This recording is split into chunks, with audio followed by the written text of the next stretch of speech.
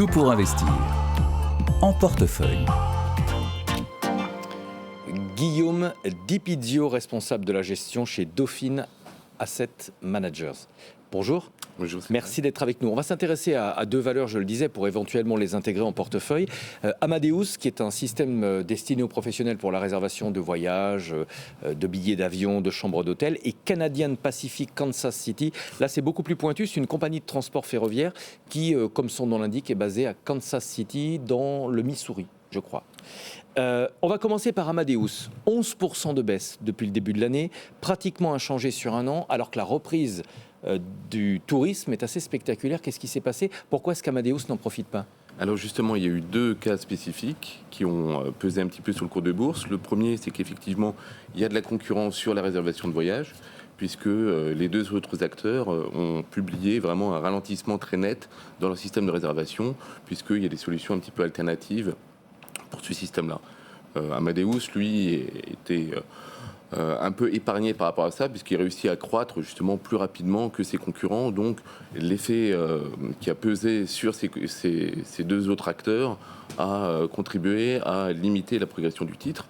Mais le décrochage de 11% depuis le début de l'année est intervenu, et même à la baisser un petit peu plus, suite à une rumeur que Amadeus allait fusionner avec allait racheter une compagnie américaine qui s'appelait Shift for Payment, et une compagnie qui est spécialisée dans tout ce qui est système de paiement pour notamment la restauration. Ouais. Donc dans les activités de réservation, ça paraissait pourquoi pas logique de faire intégrer un système de paiement. Simplement, c'est pas du tout la stratégie de Amadeus, qui a tout de suite démenti. Normalement, c'était quand même une grosse opération parce qu'Amadeus, c'est 26 milliards de capitalisation. Là, la société dont on parle, la Shift for Payment, c'est 10 milliards. L'acquisition devait être conjointe avec un Américain Fiserv.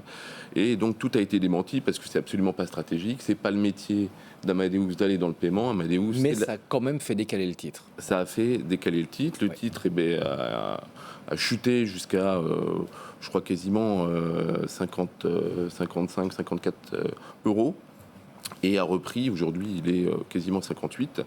Mais on pense qu'effectivement, la valorisation aujourd'hui est très très attractive de Amadeus, puisque quand on le compare aux autres éditeurs de logiciels par exemple, on est sur un décote de 50%. Là on est à 57,70 € et on est pratiquement inchangé par rapport à la clôture d'hier soir. C'est une valeur que vous aimez bien malgré tout ? Ah oui, on aime bien, puisque là on est dans une accélération de la croissance.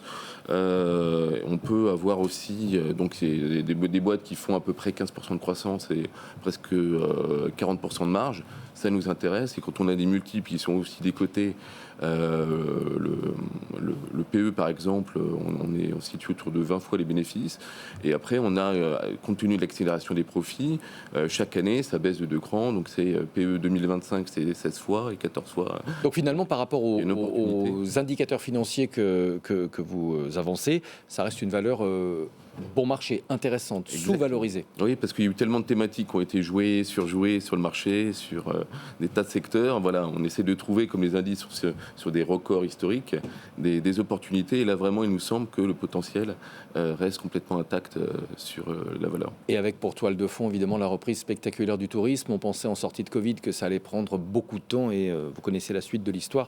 Tout le monde a été surpris. L'autre valeur, alors je vous avoue que je ne la connaissais pas quand on a commencé à en parler, Canadian Pacific Kansas City. Donc c'est une compagnie de transport ferroviaire basée à Kansas City, 15% de hausse depuis le début de l'année. Pourquoi c'est intéressant ? Est-ce que c'est parce que le groupe a annoncé un gros plan d'investissement il y a quelques semaines ? Non, c'est en fait Canadian Pacific Kansas City, c'est une fusion entre deux réseaux, et donc maintenant c'est le seul et unique réseau ferroviaire qui relie le Canada au Mexique en passant par les États-Unis. Donc situation de monopole.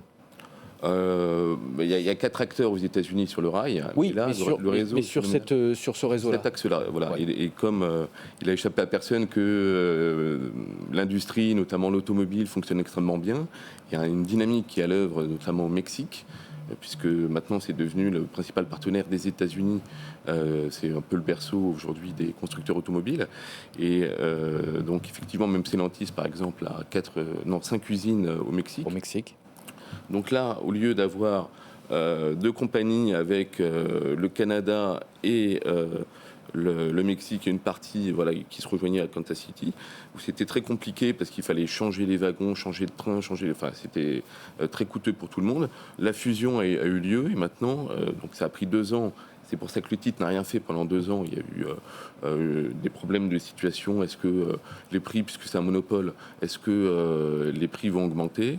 Et en fait, la réunification des 2 réseaux fait qu'il y aura moins de coûts pour les clients. Et la compagnie, elle va marger davantage et aussi avoir une accélération de la croissance par rapport à ça. Et on comprend bien effectivement le potentiel commercial, puisque toute la production automobile du Mexique, pour irriguer l'Amérique du Nord, va passer par ces voies ferroviaires, cette voie ferroviaire. Oui, parce que pour construire les voitures, il faut des matières premières. Et donc là, ça va directement chercher les métaux des aciéristes au Canada, traverser tous les États-Unis, les livrer directement au Mexique, fabriquer la voiture, notamment, et après repartir dans les États-Unis. Et comme ils ont accès à toutes les mers, l'océan Pacifique, l'Atlantique, le golfe du Mexique, la distribution. Donc là, effectivement, il y a un potentiel de croissance qui nous semble une très très belle histoire qui est en train de s'écrire. Ouais, très belle histoire, valeur dont on ne parle jamais, mais qui peut effectivement, compte tenu de ce que vous venez d'expliquer, avoir une place en portefeuille.